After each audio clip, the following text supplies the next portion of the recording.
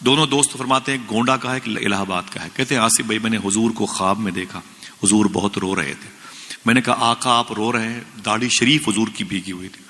تو میرے آقا فرماتے میری امت مجھ پر درود نہیں پڑتی ہے، میری امت مجھ پر درود نہیں پڑتی ہے۔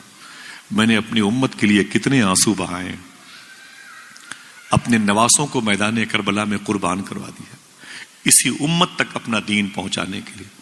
آج امت مجھے بھول گئی ہے۔ میرے بچوں نے اپنے آشیانے اجاڑے ہیں، کربلا میں جلا ہوا خیمہ دیا ان کے گھروں کو سلامت رکھنے کے لیے، خود پیاسے رہے ان تک پانی پہنچانے کے لیے، خود بھوکے رہے ان تک رزق پہنچانے کے لیے، لیکن آج میری امت مجھے یاد تک نہیں کرتی۔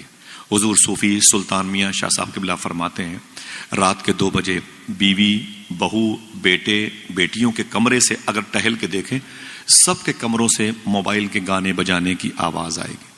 صوفی صاحب فرماتے ہیں لوگ موبائل اپنے ہاتھوں میں لے کے بیٹھے رہتے ہیں، اتنی دیر ہو جاتی ہے، 1:30، 2، 3 بج جاتا ہے، انگلیاں تھک جاتی ہیں، موبائل گر جاتا ہے۔ جب موبائل گر جاتا ہے تو لوگ سو جاتے ہیں۔ صوفی سلطان میں بولے لوگ تو سو جاتے ہیں لیکن مدینے والے آقا رات بھر تیرے درود کا انتظار کرتے رہتے، تیرے درود کا انتظار کرتے رہتے۔ دعا کرو اس مجلس کے صدقے میں اللہ ہم سب کو درود پڑھنے کی توفیق عطا فرمائے۔ گزارش کرتا ہوں جب گھر سے نکلا کریں کاروبار کے لیے وضو بنا کے نکلا کریں، انشاءاللہ بولے، ہاتھوں کو اٹھا کے بولے انشاءاللہ، وضو بنا کے نکلا کریں انشاءاللہ، 10 مرتبے ہی صحیح حضور پر درود پڑھا کریں انشاءاللہ بولے۔ حضور تمہارے درود کو سننا چاہتے ہیں، سمجھے یہ نعمت آپ کے حصے میں آئی ہے۔ وہ عاشق کہتا ہے میں کپڑوں کا چھوٹا سا بزنس مین تھا، اپنے سر پہ کپڑوں کا گٹھر لے کے بیچا کرتا تھا، لیکن اس کی عادت کیا تھی؟ عادت کیا تھی؟ وہ کہتا ہے میں جب گھر سے باہر نکلتا نا تو درود پڑھتے ہوئے نکلتا تھا۔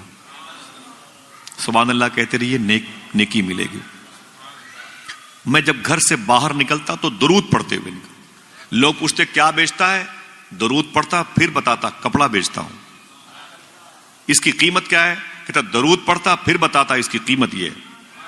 اچھا مجھے دے دو، دینے سے پہلے درود پڑھتا تھا، اور کاٹنے سے پہلے درود پڑھتا تھا، اسے طے کرنے سے پہلے درود پڑھتا تھا، پیسوں کے لین دین سے پہلے درود پڑھتا تھا، واپس ہوتا گھر درود پڑھتا، سونے سے پہلے درود پڑھ کے سوتا، اٹھنے کے بعد وضو کر کے درود پڑھتا۔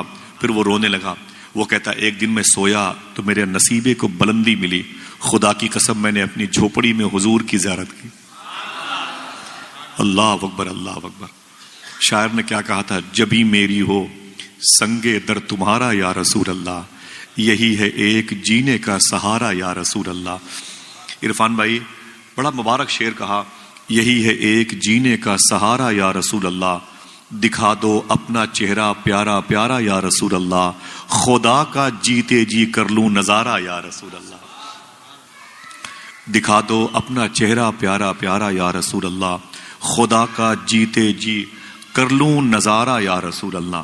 وہ کہتا ہے میں نے اپنی جھوپڑی میں حضور صلی اللہ تعالی علیہ وسلم کا دیدار کیا۔ ہماری آنکھیں اتنی گندی ہوتی جا رہی ہیں نا، بہت مشکل پڑ جائے گا اب حضور کو دیکھنا، ایک دم ریئل، اس میں بھی شامل ہوں، بہت مشکل پڑ جائے گا حضور کو دیکھنا۔ سمجھ رہے ہیں آپ؟ اس دل میں بس چکی ہے تمنا گناہ کی، یہ دل نبی کی یاد کے قابل نہیں رہا۔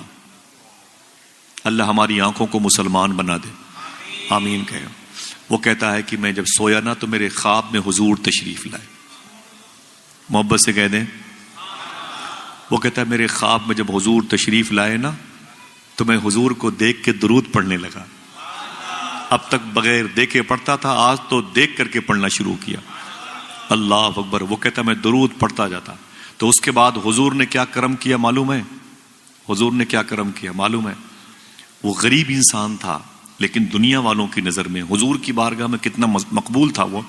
وہ کہتا ہے کہ حضور نے دونوں اپنے ہاتھ مبارک کو آگے بڑھایا اور بڑھا کر کے میرے دونوں بازوؤں کو پکڑ کر کے اسے اپنی طرف کھینچا، اور کھینچتے ہوئے ارشاد فرمایا، اے میرے عاشق، میں تیرے ان ہونٹوں کو چومنا چاہتا ہوں جن ہونٹوں سے تو مجھ پر درود پڑھا کرتا ہے۔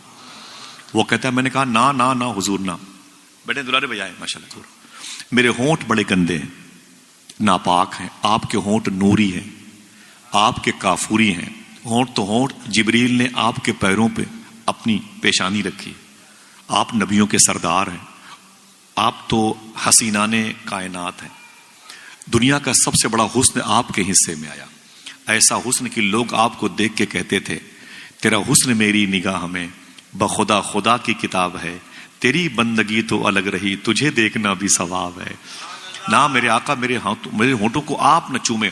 میرے آقا پھر فرماتے نہیں، میں تیری ان ہونٹوں کو چومنا چاہتا ہوں جن ہونٹوں سے تو مجھ پر درود پڑتا ہے. وہ کہتا ہے نانا حضور نہیں.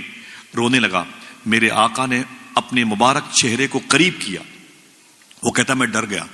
حضور چوم لیں گے، میرے لب کو چوم لیں گے، اب چوم لیں گے. وہ کہتا ہے جیسے مجھے لگا اب قریب ہوگا، میں نے اپنے چہرے کو گھما لیا. جب چہرے کو گھما لیا تو حضور کے دونوں ہونٹ میرے گال پہ چپک گئے. جب گال پہ چپک گئے تو ٹھنڈک محسوس ہوئی. جب ٹھنڈک محسوس ہوئی تو میری آنکھ کھل گئی. تو آنکھ کھلی تو کیا دیکھا؟ میں خواب سے بیدار ہو گیا ہوں، میری جھوپڑی مہک رہی ہے. ہاتھوں کو اٹھا کے بتاؤ مہک سکتی ہے کہ نہیں؟ کوئی دباؤ نہیں حکومت کی طرف سے، عقیدہ ہے تو بتائیے مہک سکتی ہے کہ نہیں؟ سبحان اللہ. کہتا میری جھونپڑی مہک رہی تھی. میں نے فجر کی نماز پڑھی، گلی سے آگے گیا، محلے کے لوگوں نے دوڑا کے پکڑا، بولے ٹھہرنا بھائی ٹھہرنا. میں نے کہا کیا بات ہے؟ لوگوں نے کہا غریب انسان، رہنے کے لیے قاعدے کا مکان نہیں، کھانے کے لیے روٹیاں نہیں، پہننے کے لیے کپڑے نہیں ہیں، اتنا قیمتی عطر تو نے کہاں سے لگا لیا؟